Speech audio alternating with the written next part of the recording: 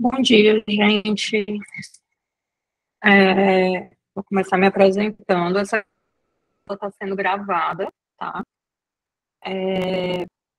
Então, vamos começar. Então, hoje a gente está meio que começando um projeto. A gente estava já tendo esses encontros acontecendo de uma forma não formal, porque aqui, e aí vou explicar que nós somos um grupo aqui do estado do Ceará, e vou falar isso porque a gente hoje está tendo colegas aqui de Pernambuco, tem um pessoal do Piauí, fico muito feliz por conta disso. Tá crescendo cada vez mais. Não sei se tem gente de outros estados, porque eu saí mandando os convites aí bem aberto. Se tiver gente de algum outro lugar, pode se apresentar.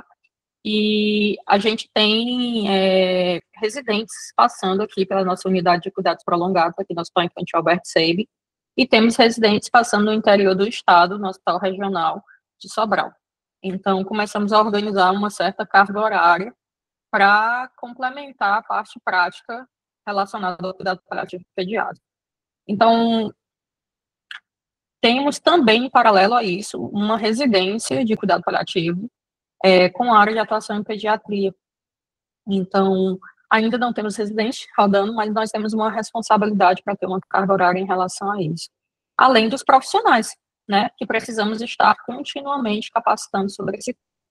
Então, como a gente ama o assunto, além de ter essa responsabilidade de formação do residente e do profissional de uma forma continuada, a gente decidiu ter duas frentes, tá?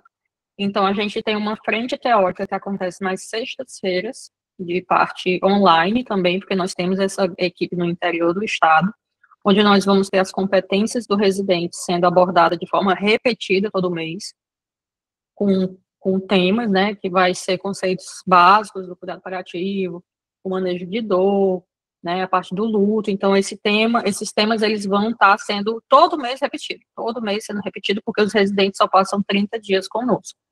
E a segunda-feira vem esse grande projeto agora que começa hoje, que a intenção é que comece hoje e vá até o final do ano, de uma forma, assim, longitudinal mesmo, onde a gente não repita o tema, e consiga se educar, né? Nós, profissionais e os residentes, né? E vendo já a perspectiva de ter o nosso residente do cuidado paliativo em processo de formação também. E aí se estende esse convite a praticamente todo mundo que tem interesse em cuidado paliativo pediátrico aos serviços que estão em formação. Nós também passamos por muita dificuldade no início, né? Tanto nessa parte teórica aqui para residência, quanto no início do serviço também. Nós somos um serviço que começamos em 2017, para quem não conhece, e que já passamos por muitos altos e baixos, então a gente sabe como é difícil.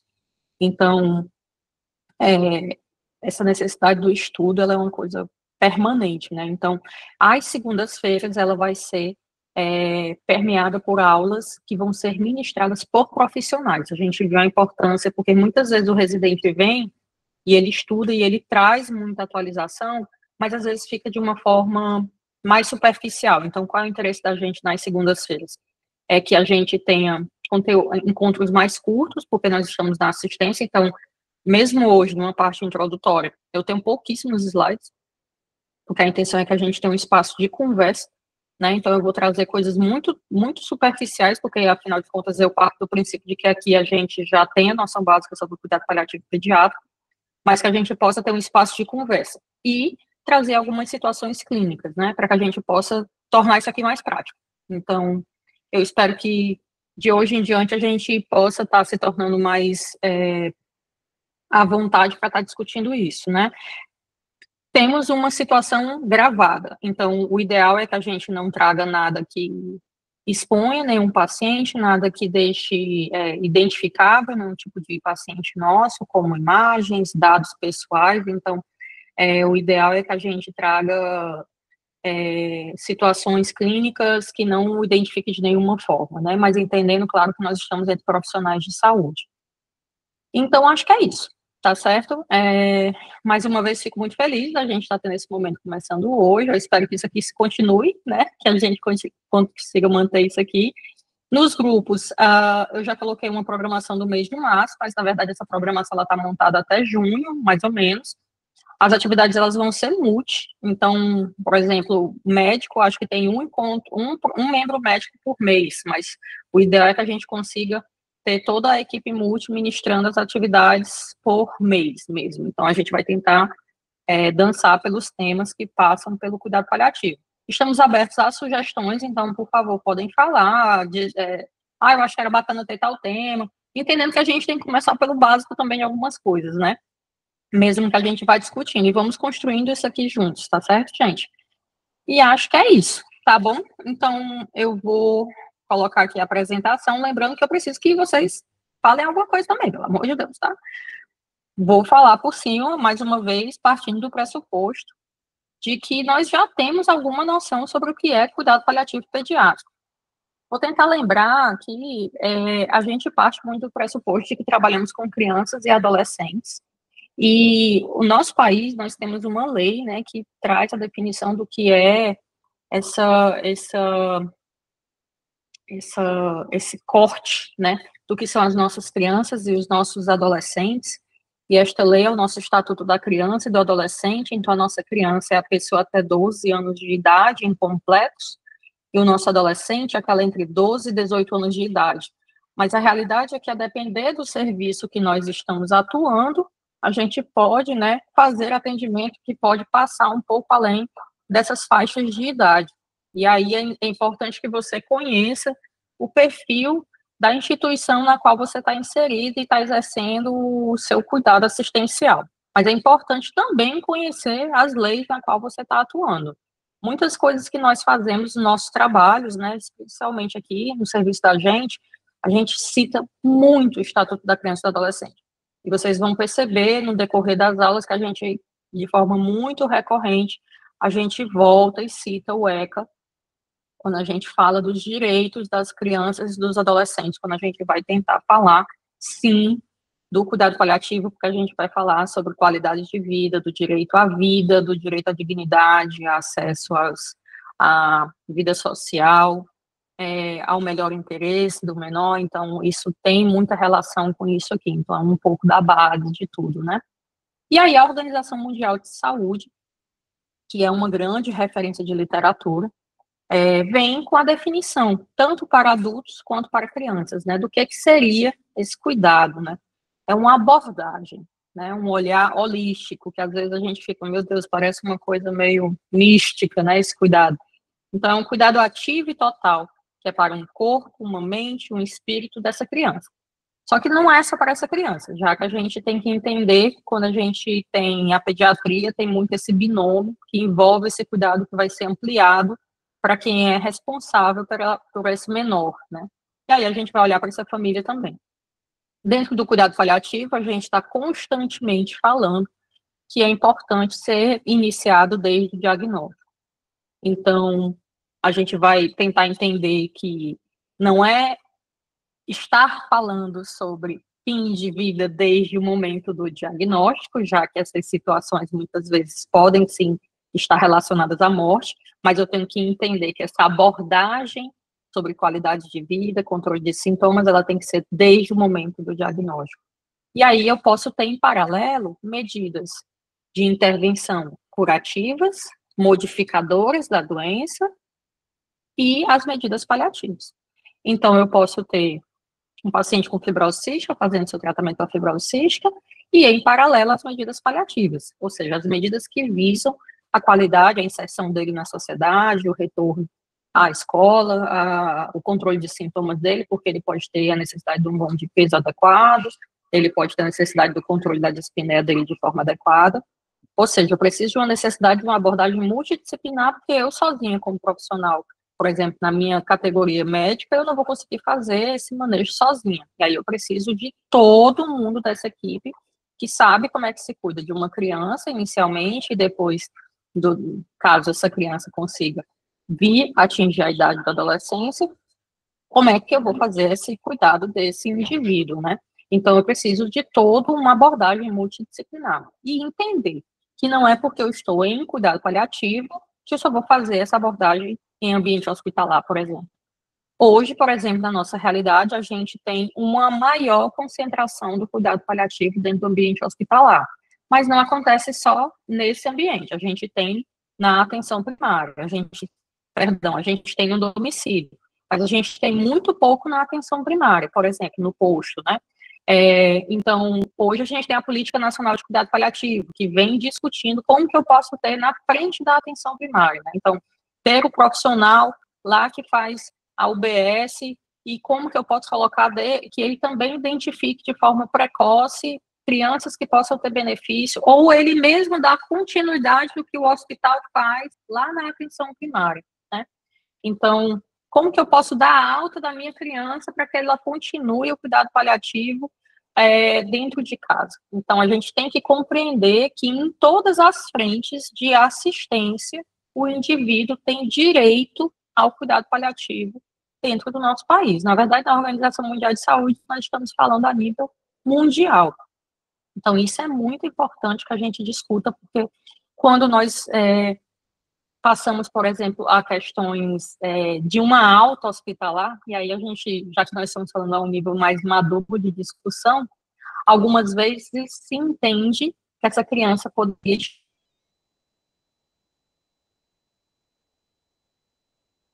mais segura em um ambiente hospitalar, porque a gente vai ter toda a equipe dela. Não, né? A qualidade de vida e direito, né, dessa criança, desse adolescente, olha o estatuto da criança e adolescente, né, ela está no meio social, dela ter acesso à educação, à cultura, essa criança, se ela estiver segura sobre os cuidados de saúde, ela está mais segura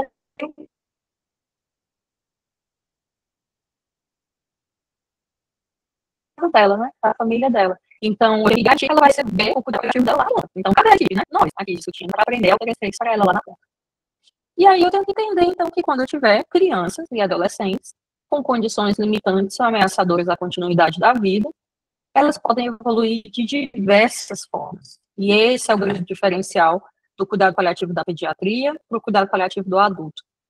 A gente tem uma ampla variedade, né, dessas condições, elas podem evoluir de diversas formas, e a gente tem que compreender que, como é muito difícil prognosticar, até porque nós temos uma ampla variedade de diagnósticos, a gente vai ter aí o período neonatal, com um grupo de condições, a gente vai ter o período do lactente, com um grupo de diagnósticos, o período dos escolares, os adolescentes, adultos jovens, olha o grupo de doenças como vai variar, né? E depois a gente está transicionando essas crianças para os adultos. Então, como que vai ser a fisiopatologia dessas doenças? Como que elas vão poder evoluir? Eu vou ter tratamentos disponíveis ou não, né, curativos, na perspectiva da cura, ou na perspectiva de trazer uma modificação da evolução dessa doença. Lembrando que isso, estar em cuidado paliativo, não impede eu andar em paralelo com esses tratamentos, né. Eu tenho que lembrar que, como que vai ser o estado geral dessa criança? Se eu estou começando o cuidado paliativo do meu paciente desde o nascimento, se eu tenho uma criança que já nasce com uma condição ameaçadora da continuidade da vida dela, como que vai ser a evolução dessa criança? Ela pode, sim, atingir a idade adulta, mas a gente também sabe que ela tem uma chance, a depender da gravidade, de ser um paciente que talvez não receba alta do hospital. Então, eu tenho que levar em consideração que o estado geral do meu paciente e as complicações na internação podem ser fatores importantes que modifiquem a trajetória da minha criança. O período neonatal, a gente, aqui no serviço da gente, a gente fala muito, né, pelo menos para mim, ele é como se fosse o meu tendão de Aquiles, assim, porque a NEO, ela é um período muito curto para tomada de decisão. E o luto dessa família, ele é um luto muito difícil de ser cuidado, né? Especialmente porque para a gente, como equipe, é um período muito curto para tomada de decisão. Então, como que eu cuido de tantas questões que são tão pouco discutidas dentro da pediatria? E aí nós, profissionais de saúde, que temos tanta dificuldade de trazer discussões sobre fisiopatologia pouco definida na literatura, tratamentos que não estão tão bem descritos na literatura, podemos fazer planos para cuidar dessas crianças. E aí, discutir isso com essas famílias. Então, infelizmente, muitas vezes nós delegamos para essas famílias algumas decisões técnicas que são nossas. E aí o afeto se mistura com decisões técnicas e sofrimento, então, de repente, a gente está lá uma miscelânea de decisões e fica aquela zona, né, gente? E muito sofrimento no meio disso tudo. Mas, se a gente tem que definir quem que entraria em cuidado paliativo, antes de tudo, a gente tem um norte para pensar em pelo menos alguns grupos, né? A Sociedade Brasileira de Pediatria, desde 2021, já fez uma definição em literatura, trouxe um documento para a gente entender isso aqui é uma coisa que já está, pelo menos para dar um norte, lembrando mais uma vez que não é porque eu estou em cuidado paliativo que eu vou lá pegar a minha prescrição e vou começar a fazer um X, tirar o antibiótico, dizer que o menino não vai mais para UTI, não vou reanimar, não é sobre isso, né, que a gente está falando, mas eu lembrar dessa minha abordagem, que é uma abordagem que visa a olhar de forma completa o meu paciente, entender que ele vai ter um entendimento olhando em paralelo para medidas curativas e paliativas, que eu tenho que olhar para essa família, que eu tenho que ter uma abordagem multidisciplinar, né? Que esse meu paciente, talvez eu tenha, assim, alta hospitalar, mas é que eu vou ter que olhar lá para a ponta na casa dele, quem é que vai manter o cuidado paliativo. Meu Deus, vocês não estão vendo a apresentação. Carla, tu me diz isso só agora, Carla. Mas você estava falando tão empolgada que eu achei que não tivesse. Eu não, mas ela deve estar com a apresentação. Gente, tem uma apresentação, eu muito empolgada aqui. Ainda bem que eu estou aqui, né, falando. Peraí.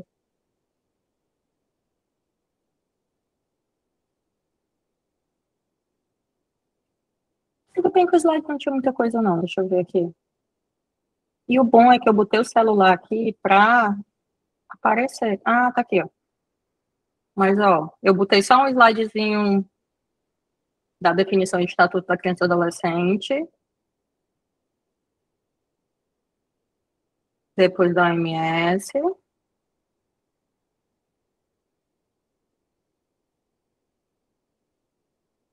e parei aqui, né? Obrigada, Carla, amiga. Tá falando das indicações. E aí, esse quadro que é da SBP, ele vem tentando trazer as indicações para que a gente lembre mais uma vez. É como se fosse a pergunta surpresa, né? Quando que eu vou lembrar, quando eu tiver essa criança diante de mim, que, que o cuidado paliativo faz parte, junto de todas as outras coisas que me ajudam a cuidar daquela criança? Então, será que obrigatoriamente eu tenho que ter uma equipe de cuidado paliativo? Nem sempre, até porque não tem, né, em todos os serviços que a gente está. Mas eu tenho que lembrar que talvez eu tenha que fazer uma estratégia de cuidado diferente para aquela família. Talvez eu tenha que antecipar algumas situações para aquela família. Provavelmente eu não vou conseguir afirmar muitas situações, porque a gente, mais uma vez, na pediatria eu tenho dificuldade de prognosticar, na pediatria nem sempre eu vou conseguir traçar todos os tratamentos, porque a gente nem sempre tem todos os tratamentos, porque alguns diagnósticos são raros. Eu não vou conseguir definir tudo que vai acontecer, porque depende da condição de base do meu paciente, vai depender de como ele vai evoluir com as complicações da internação. Mas eu consigo, em muitas situações, gente, desenhar os caminhos que podem acontecer.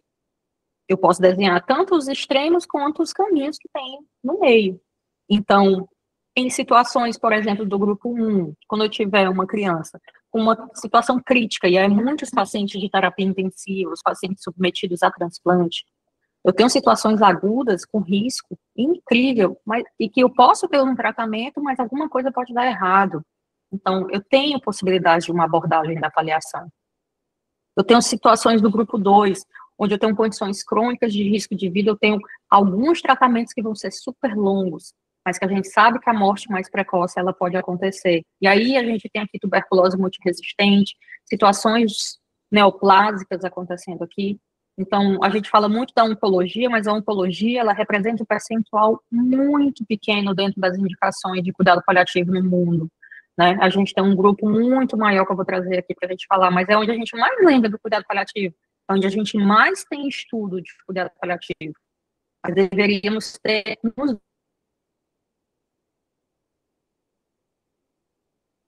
outros grupos. O grupo 3, crianças com condições progressivas de risco. mas para as quais não tem para comer. Aí a gente tem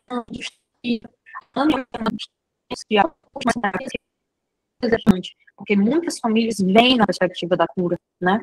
E aí, até como se deseja, né, que essa medicação seja buscada por essas famílias, ou com uma trajetória de cuidado dessas crianças em termos de terapias de reabilitação, né?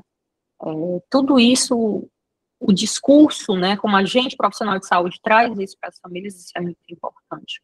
O grupo 4, que é um grupo, assim, que eu acredito que grande maioria aqui é que tem mais contato, né, que são as crianças com condições neurológicas graves, que a lesão ali, ela não é uma forma progressiva, mas todas as morbidades associadas são as que podem levar a uma morte mais precoce. Então, as nossas crianças com encefalopatia crônica não progressiva, elas vêm com distúrbio de deglutição, elas fazem microaspirações internas de forma recorrente e acabam vindo a óbito, às vezes, de forma mais precoce por conta das intercorrências clínicas relacionadas a isso. Mas, às vezes, eles vão para o serviço de adulto transicionado.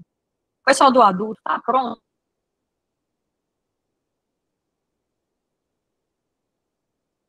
receber as nossas crianças com encefalopatia, então, tão grande, né, da medicina, que com esses mosaicos das crianças com trissomia. Hoje mesmo nós temos no nosso serviço, por exemplo, uma criança com trissomia do 13, que a gente vai dar alta, a criança é imensa, sabe, porque não veio com uma cardiopatia que ameaça a vida. Então, está se desenvolvendo, é uma criança com uma deficiência grave, mas é uma criança que está em condições de alta hospitalar, e que há alguns anos era uma criança que não teria condições de alta. Então, como a gente precisa se readequar a como a medicina está vivendo hoje também. E aí a gente tem medidas paliativas caminhando com medidas que podem dar suporte à vida, né? E como que a gente individualiza esse cuidado? E um grande grupo 6, que vem para cuidar desse luto, do luto de famílias que acabam perdendo, né, seus familiares de uma forma abrupta, né? É um grupo que apareceu de forma mais recente, mas que tem muita relação com as habilidades que o paliativista acaba tendo. Eu acabei querendo colocar aqui esse gráfico, mas é um gráfico que aparece muitas vezes, que tem muita relação com evolução de doença. A gente tem muito mais isso presente em algumas situações do adulto. Na pediatria nós também temos. E nesse caso aqui eu quis representar muito o nosso paciente da encefalopatia, o grupo 4, por exemplo, que ele acaba sendo uma criança que tem o seu diagnóstico, né? Ele acaba evoluindo na linha do tempo com as suas intercorrências agudas. Então, a condição de base dele, ela não é progressiva, ela não é uma situação clínica que simplesmente por ela, com o tempo, ela vai ter perdas, mas ele vai interna, aí com o tempo ele tem uma broncoaspiração, acaba tendo a necessidade de uma traqueostomia, e aí o distúrbio de deglutição tem o seu gastrostomia, aí evolui, mais um tempinho a sua condição pulmonar tem uma perda importante, tem a apneia, né, e aí acaba tendo necessidade da ventilação não invasiva, então ele acaba internando de novo, será que ele vai fazer uma bexiga que tem uma clínica de bexiga neurogênica, faz cateterismo vesical, intermitente, e aí a morte precoce.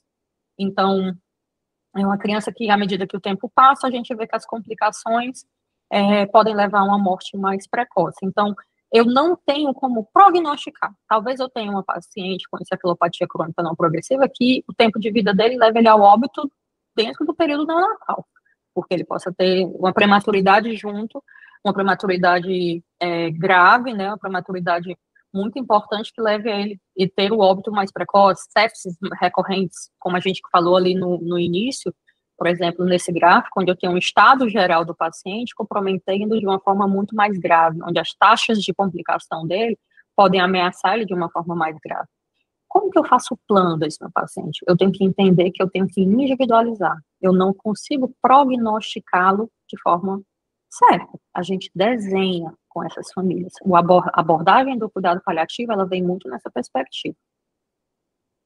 E aí o número total hoje, que é um dado, assim, assustador, né? E é um dado antigo, de 2017, não consegui encontrar mais recente, porque saiu no manual de 2020, mas que em 2017 a gente tem a estimativa de que quase 4 milhões de crianças no mundo teriam necessidade do cuidado paliativo.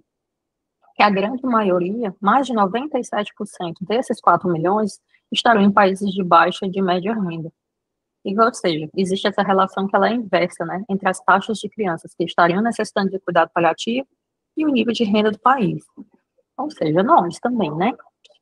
E aí existe esse grande recorte das crianças que têm necessidade de cuidado paliativo por grupos de diagnósticos entre 0 e 19 anos. Como a gente tem muitas crianças de países de média e de baixa renda, a gente acaba pegando muitos países do continente africano, onde a gente vai ter muitos diagnósticos de HIV. No texto ele discute bastante sobre isso, né? Então a gente vai ter aqui um grande percentual de crianças com esse diagnóstico com necessidade de cuidado paliativo. Parece não ser muito a nossa realidade, mas eu estou dizendo uma coisa a vocês, eu acho que a gente não estuda muito esses dados para ter convicção em relação a isso, né? E a gente tem muito o diagnóstico de uma formação congênita, ou seja, quando a gente junta os diagnósticos de HIV e de uma formação congênita, a gente passa a ter quase 46% das necessidades de cuidado paliativo.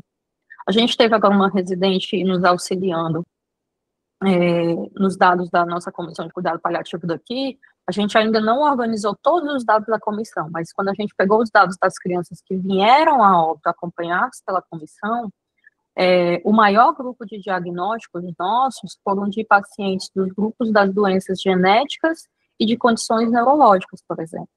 Então, a gente não tem muito a neonatologia conosco, porque nós não somos uma maternidade, e nós não temos muito o grupo da oncologia, porque a oncologia é acompanhada em outro serviço. Então, nós temos esses dois vieses aí dentro do nosso serviço. Mas a gente não estuda muito os nossos dados para poder entender, né? E aí, aqui eles ainda trazem que o terceiro grupo seria o parto prematuro e trauma de parto, isso a nível de mundo, né? E aqui é indicação, a gente não está falando de óbito, porque no manual eles trazem os óbitos também. Então, olha onde está o parto prematuro, gente. Terceiro grupo de indicação de cuidado paliativo. A oncologia, aqui, ó, 1%, leucemia. Então, eu acho que é 4% quando a gente junta situações oncohematológicas. Então, quando a gente para pensar, o grupo que a gente mais se recorda de cuidado paliativo, ele tem um percentual baixíssimo. E aí eu queria ir finalizando só trazendo um caso, e deixo aberto para a gente falar um pouquinho. A gente teve um caso aqui de um recém-nascido prematuro, de 35 semanas, ele foi um parto normal, teve um APGA 7,9, mas veio com um peso ao nascimento de 2,785 kg. Ao nascimento, já veio o diagnóstico de múltiplas malformações, fenda labial, uma hipoplasia de osso nasal, um hipotelorismo ocular, um holoprosencefalia lobar, criptorquidia bilateral e hiperplasia adrenal. Ou seja, muita coisa, né?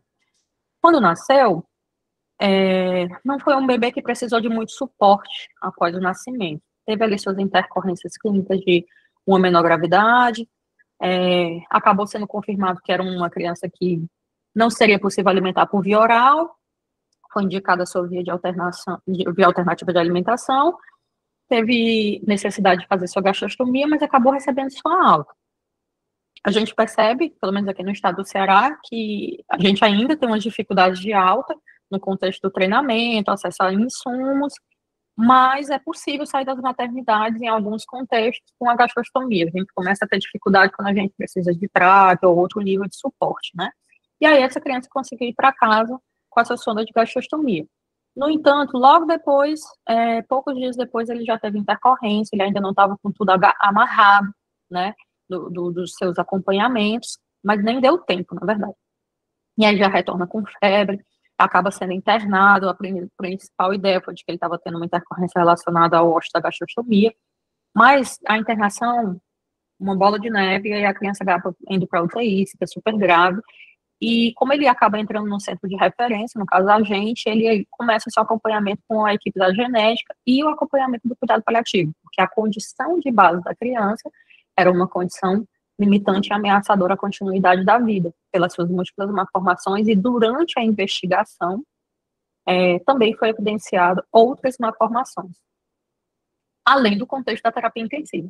Porque dentro do contexto da terapia intensiva, ele acabou evoluindo com lesão de múltiplos órgãos. Então, ele ficou com uma situação especialmente renal e de distúrbios hidroeletrolíticos de difícil manejo. Não se conseguia ali naquele momento fechar o diagnóstico genético dele, né? Se afastou algumas condições que poderiam, de alguma forma, limitar alguma intervenção inicial, mas a questão é que era muito difícil manejar, por exemplo, distúrbio de sódio, então ele era uma criança muito complexa do manejo.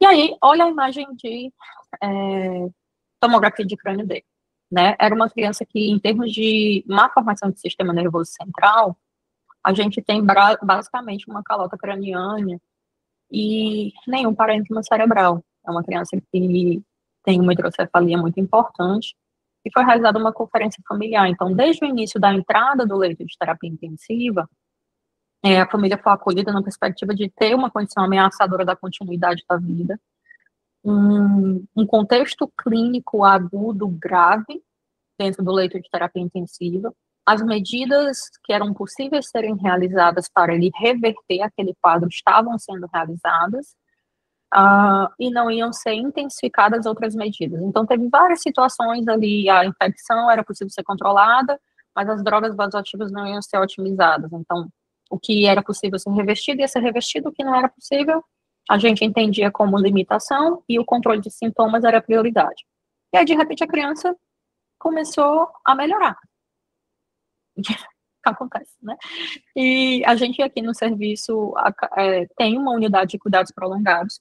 Como ele começou a ter uma instabilidade clínica, para que ele pudesse sair de um leito de terapia intensiva, se entendeu que a forma dele ser cuidado, estar próximo dessa família, era a realização de um dispositivo como a traqueostomia, já que o serviço não poderia recebê-lo entubado, então ele teve falha de intubação, ele acabou sendo traqueostomizado, porque ele atingiu a estabilidade dele. Então, ele acabou sendo uma criança traqueostomizada. Ele veio para a unidade, a mãe acabou se aproximando, né, dos treinamentos. Foi uma criança que foi traqueostomizada, ele já era gastrostomizado. No nosso serviço, ele acabou saindo do suporte de ventilação mecânica. Essa parte de distúrbio eletrolítico foi algo que foi inicialmente de muito difícil manejo. Sempre o norte foi o que era possível ser revertido era tentado se reverter, respeitando um certo limite do cuidado dele, e o conforto era a prioridade de todo o cuidado, né? E a família próxima dessa criança. E aí, de repente, ele foi caminhando e estabilizando realmente. Então, essa criança foi possível fazer toda a transição, um processo de deshospitalização, que a gente fala muito, a deshospitalização responsável. Ele saiu do suporte de ventilação mecânica e recebeu alta. E aí ele conseguiu ir de alta hospitalar esse mês mesmo, então por isso que eu acabei querendo falar um pouco dele. Foi uma criança que foi para casa com um suporte de oxigênio, com os pais treinados, e está em casa, né? Agora ouvindo o seu bom e velho Djavan, que a gente sempre fala muito dele em casa agora, né? Que a gente recebeu muitas coisas que a gente achava que a gente por muitas vezes achou que a gente não ia conseguir dar alta dessa criança. E aí eu queria terminar só falando que eu gosto muito desse texto, porque acho que muitas vezes a gente se encontra em situações que a gente poderia tomar decisões que mudariam completamente a linha do raciocínio da gente, né? Então, quando a gente tenta colocar uma decisão técnica, ter calma na linha de raciocínio, puxa com o plano de cuidado paliativo, prioriza o conforto, de repente as coisas ficam claras e a gente segue, né? Aí tudo fica meio confuso de novo, a gente puxa a decisão técnica, manter um controle de sintomas, aí tudo fica claro e a gente segue de novo. Por mais que a gente às vezes não entenda o que está acontecendo, mas aí não são os meus valores, né? Não são os valores do colega que está do meu lado, é o que é o possível ser feito para aquela criança, deixando ela confortável dentro dos valores daquela família, né? Então, queria terminar aqui deixando o Charles Dickens. Foi um dia memorável, pois operou grandes mudanças em mim, mas isso se dá com qualquer vida. Imagine um dia especial na sua vida e pense como teria sido seu percurso sem ele. Faça uma pausa, você que está lendo, e pense na grande corrente de ferro, de ouro, de espinhos ou flores que jamais o teria prendido, não fosse o encadeamento do primeiro elo em um dia memorável. Obrigada, gente. E aí deixo aberto para a gente poder fazer algumas colocações. Se alguém quiser perguntar. Só a Isabel tá de câmera ligada. Obrigada, Isabel. O Thiago tá aqui e a Gil tá aqui. Obrigada, Martinha.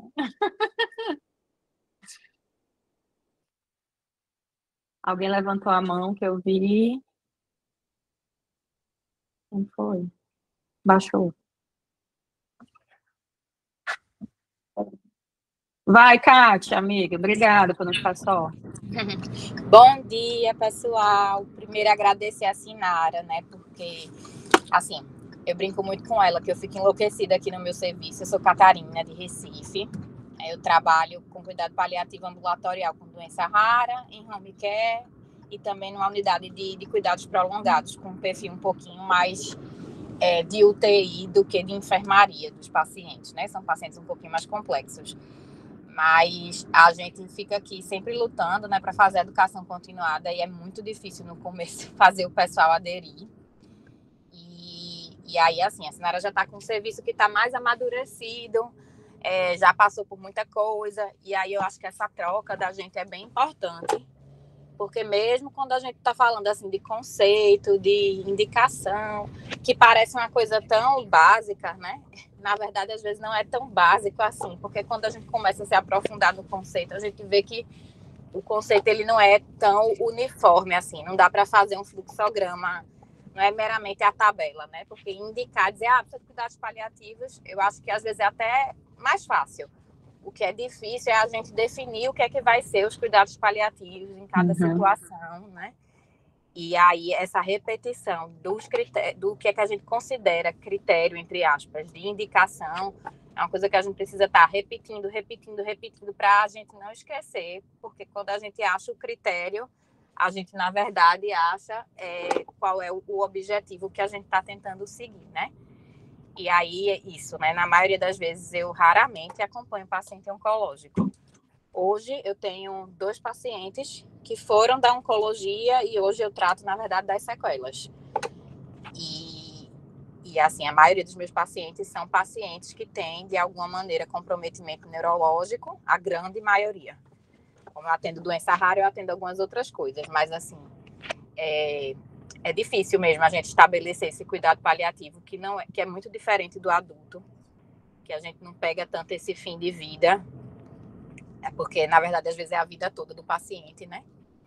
E aí eu acho que vai ser bem legal esse espaço de troca da equipe multi. Então, agradecer de novo. Obrigada, Si, pela oportunidade. Obrigada, Kátia. E vai ter você aqui, viu? Trazendo a experiência de Recife.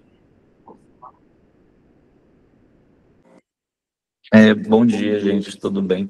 Parabéns, Sinara, pela aula, maravilhosa, como sempre.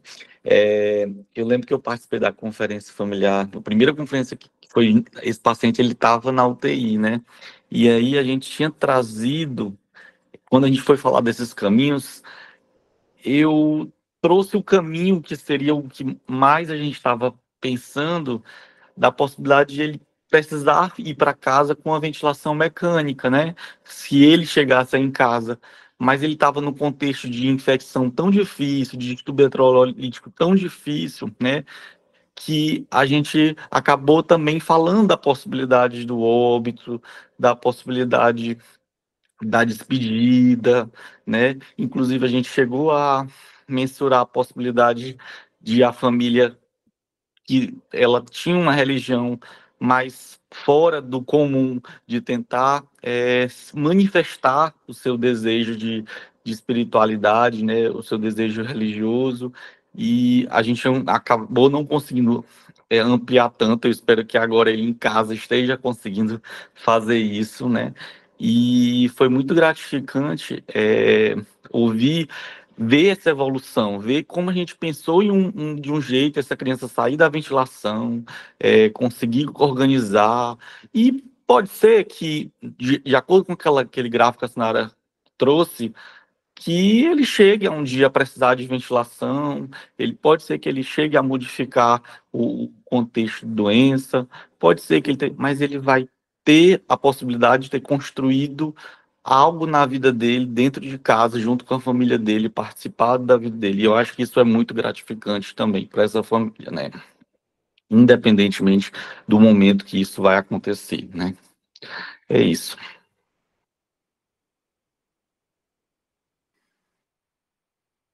É parceria, né, Tia? Eu acho que facilita muito. Realmente, tendo a continuidade vindo da UTI, né, o plano de cuidado, aí vem para a enfermaria, a gente mantém o mesmo discurso, isso facilita bastante, né? Pode falar, Nina.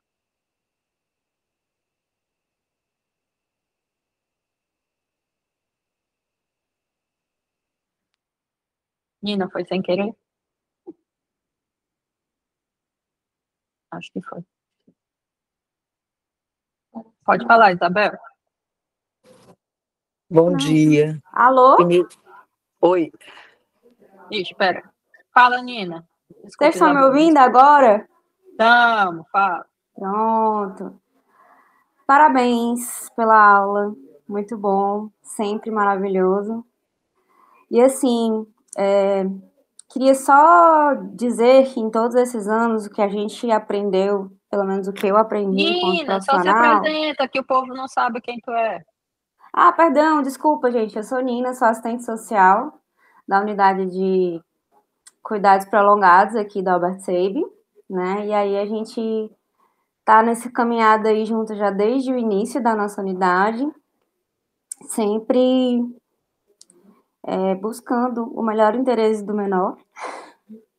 E como o Dr. Tiago colocou muito perfeitamente, o que eu acho assim que que mais me motiva e o que eu acho que é fundamental para a defesa desses direitos das crianças e adolescentes, é a convivência comunitária, porque ela engloba tudo. Convivência familiar, convivência comunitária, né, é o que é mais importante, porque é o que vai também nos dar visibilidade, fazer com que as pessoas conheçam cuidados paliativos, saibam do que se trata, né, e eu com relação a esse paciente em específico, foi a assistente social que acolheu essa família na sala de estabilização no momento que ele intercorreu 5 dias após receber a alta da maternidade, né? E também tive o prazer de ser a assistente social que acompanhou a construção do plano de cuidados dessa criança para que ela pudesse ir para casa com segurança. E isso é gratificante, todo esse processo, né? A gente conseguir acolher essas famílias, empoderar essas famílias para que elas consigam lutar pelos direitos das suas crianças, né, dos seus filhos. Eu acho que se a gente se motivar somente com esse objetivo, a gente já consegue mudar muita coisa. Né? Queria só dar um pouquinho do meu depoimento. Porra, linda. Parabéns, Nina. Pode falar, Isabel. Bom dia.